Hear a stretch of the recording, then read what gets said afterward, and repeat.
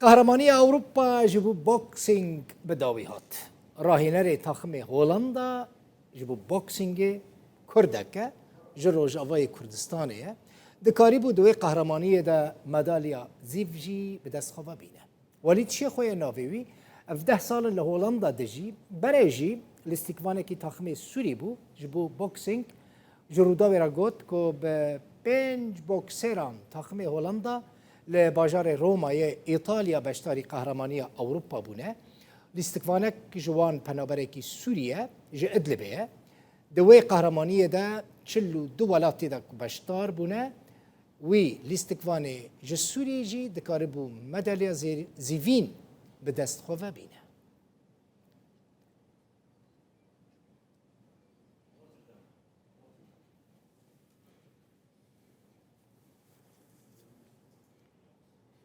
از بچم هولندا باجار روتردام ولی شیخو راهنر تاخم هولندا یه بوکسینگ میوانی منه که ولید بخیراتی کیف خوش بوم صاحبی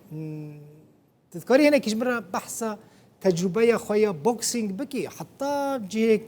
كنت جهشتي ببي راهنري تاخمي هولندا دي بوكسينج دا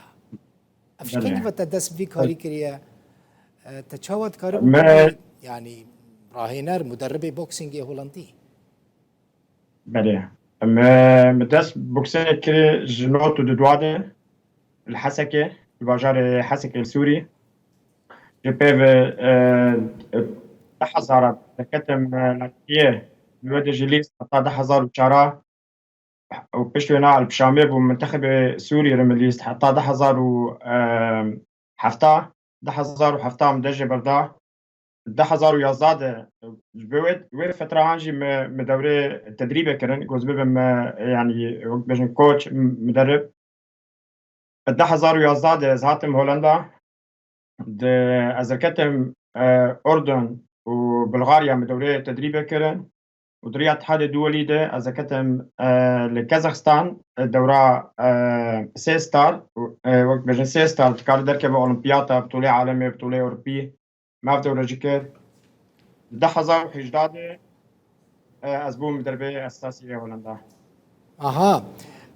ده با اونها بونه يعني بشتري شامبيون يجيبون دي تاخم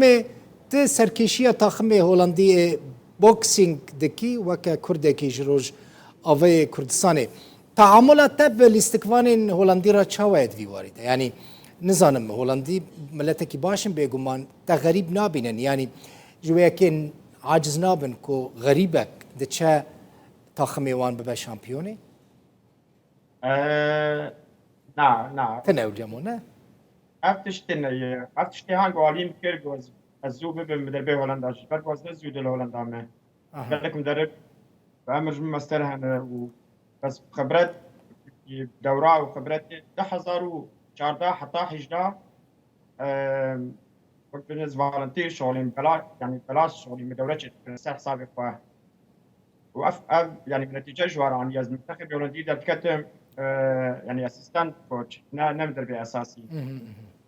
وديت يعني قوم نتيجة ثاني 2011 مع شكل